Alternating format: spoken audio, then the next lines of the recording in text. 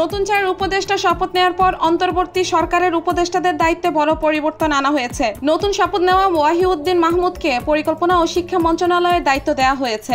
Brigadier general অব M Shakhawat হোসেনকে স্বরাষ্ট্র মন্ত্রণালয় থেকে সরিয়ে বস্ত্র ও পাট মন্ত্রণালয়ের দায়িত্ব দেওয়া হয়েছে।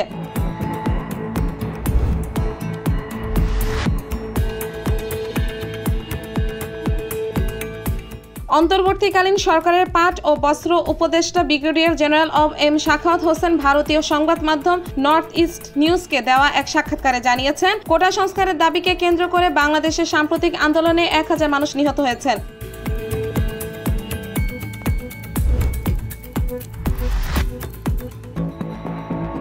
বৈষম্য বিরোধী ছাত্র আন্দোলনে সেলিম হোসেন নামের এক শিক্ষক নিহতের ঘটনায় সাবেক প্রধানমন্ত্রী শেখ হাসিনা, সাধারণ সম্পাদক ওবায়দুল কাদের সহ আওয়ামী লীগের 101 নেতাকর্মীর বিরুদ্ধে মামলা করা হয়েছে। নিহতের বাবা সেকান্দার আলী বগুড়া সদর থানায় মামলাটি করেন। মামলায় শেখ হাসিনা ও ওবায়দুল কাদের হত্যার নির্দেশ দিয়েছেন বলে উল্লেখ আছে।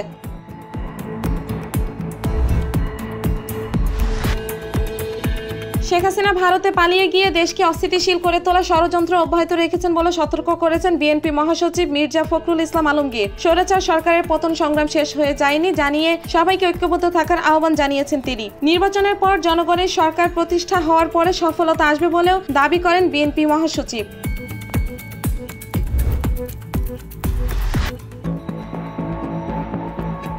বৈষম্য বিরোধী ছাত্র আন্দোলনের লিয়াজো কমিটির সমন্বয়ক মাহফুজ আলম এক বিবৃতিতে বলেন, বার্তা সংস্থা রয়টার্সকে রাজনৈতিক দল খোলার কথা বলা হয়নি। রয়টার্সে আমার বক্তব্য ভুলভাবে এসেছে, আর সেই ভুল বক্তব্যের উদ্দেশ্যমূলক অনুবাদ বাংলাদেশি মিডিয়া প্রচার করেছে। আমরা রাজনৈতিক সংগঠন নিয়ে এখনো ভাবছি না।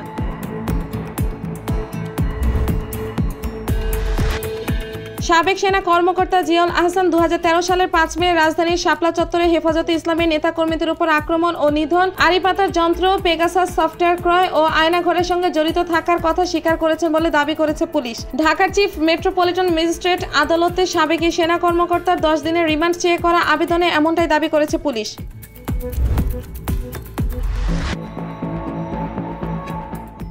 চট্টগ্রামের সাতকানিয়ায় বিএনপির মিছিল থেকে জামায়াতে ইসলামী কর্মীদের উপর হামলার অভিযোগ উঠেছে। এই ঘটনায় জামায়াতের 7 জন কর্মী সমর্থক আহত হয়েছেন। আহত ব্যক্তিরা হলেন মোহাম্মদ জয়নাল আবিদিন, আনোয়ার আলম, মোহাম্মদ লিয়াকত, মিকদাদ হোসেন জায়েদ, মোহাম্মদ তৈয়ব, মোহাম্মদ ইরফান ও মোহাম্মদ ইলিয়াস।